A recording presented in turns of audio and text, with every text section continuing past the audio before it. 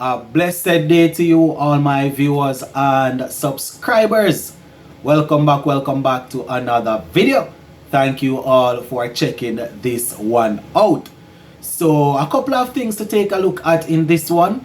Now, the West Indies Rising Star under 19 players, they are actually taking part in the final section or the final aspect of the under 19 3-day championship. We have Jamaica under 19 going up against Barbados under 19 in the final. For the third place playoff, we have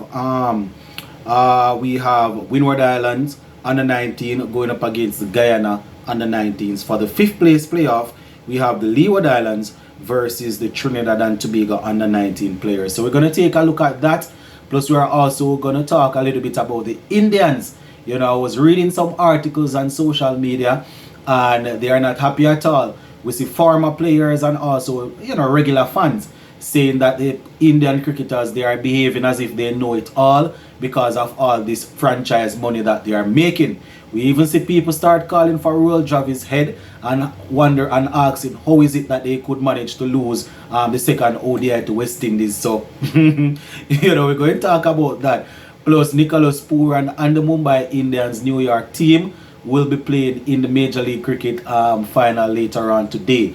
I think they will go up against the Seattle Orcas, if I'm not mistaken. So we're going to talk about all of that. Just give a listening ear until the end and let me know what you think in the comment section. Alright, so let us kick things off with the final between the Jamaica under 19s and the Barbados under 19s. So it was Jamaica that batted first today, and they finished the day on 217 for 4. 217 for 4 of 79 overs. Not bad at all, my peeps. Not bad. Batting for Jamaica, they let me see if they have the score, the scorecard here for the players, because for the players to score 217 for 4 in 79 overs, it's not the worst thing in the world. So batting for Jamaica, we have a Centurion, Jez Johnson. That's the name that I'm seeing there. Well, they don't list the entire first name. I see Johnson is his last name. He is actually still at the crease on 118, and his 118 came off 226 deliveries, 6 fours and 1 6. He was supported, or he's been supported by BJ Barnes, and BJ Barnes is currently on 59 from 144 deliveries with 1 4. So those are the top scorers so far for Jamaica, as they have put on 217 for 4. The wicket takers for Barbados, let me see if they have it here. The wicket takers for Barbados, we have Sealy, N.A. Sealy. they are not listing the first names, I don't know why. Sealy has picked up 2 for 51 from 20 overs, and R.O. Smith, he has picked up 1 for 17, and we also see Worrell getting 1 for 43 from 15 overs. So that is how things are actually looking in the final between Jamaica under 19 and Barbados under 19. As I said, they made it to the final, so they are trying to get their team across the line there.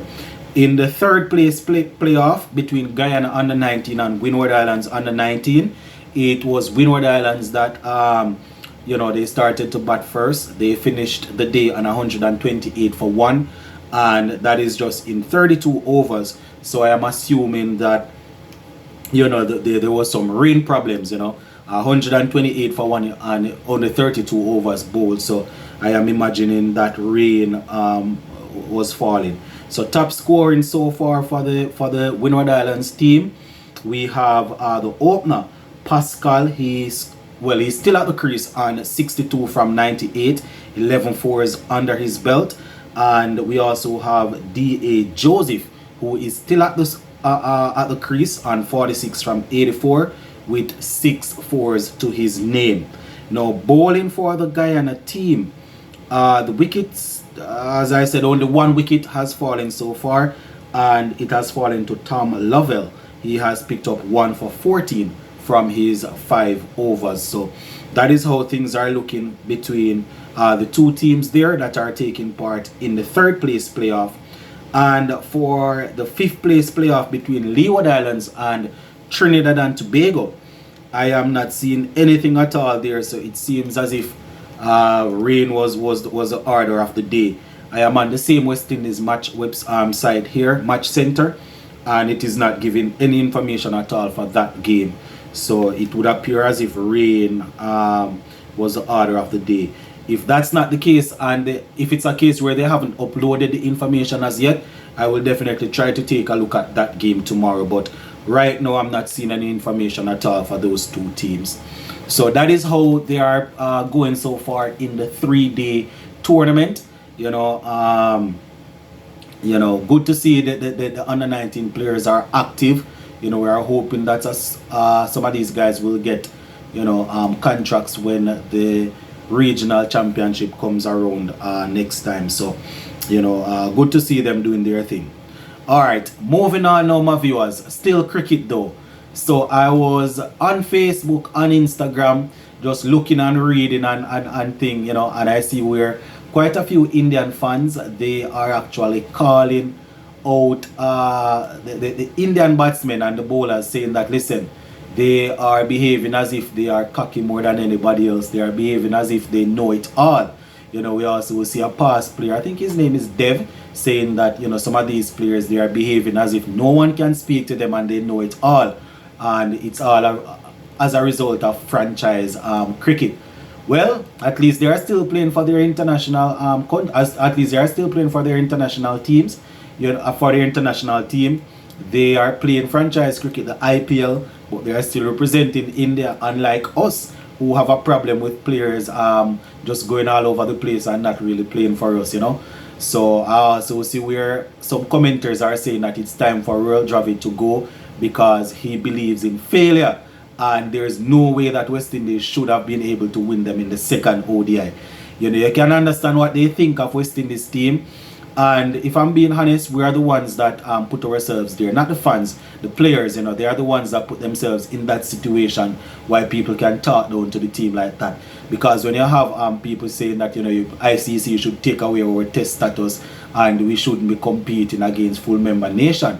People are not saying this only because they hate us. You can imagine that we dominated for so long, so a lot of these people want to see us slide down, but it's because of how we are performing consistently why people come out and talk in these things. But it's actually good to see them eat some humble pie for once. I see people talking about Virat didn't play and Sharma didn't play. We're not busy about that. We have no control over that. They put a team out there that they thought would have been enough to beat us, and it didn't work. Now, what I would like to see happen, which is probably not going to happen, is for Rohit Sharma and Virat to come back in the third and final ODI game and we whip them. That would be good. Then that would probably cause the entire Indian fraternity probably would cause their brains to explode. How could a non-entity like West Indies beat India? Eh? That is what the fans and some of the past players are saying. But I just one of them things that we put ourselves in the situation. And next thing before we go, later on today, Nicholas Pooran with the Mumbai Indians New York team, they will be taking on the Seattle Arcas in the Major League Cricket final. You understand? So I am assuming that once that is done and dusted, Pooran will be heading back to the Caribbean to play in the T20 series. I heard people talking about Pooran taking a break, so just to make sure that he, is not exhausted from the ODI format and all sort of foolishness. But that is what they are saying. Anyways, let me just give you a quick update on the Ashes.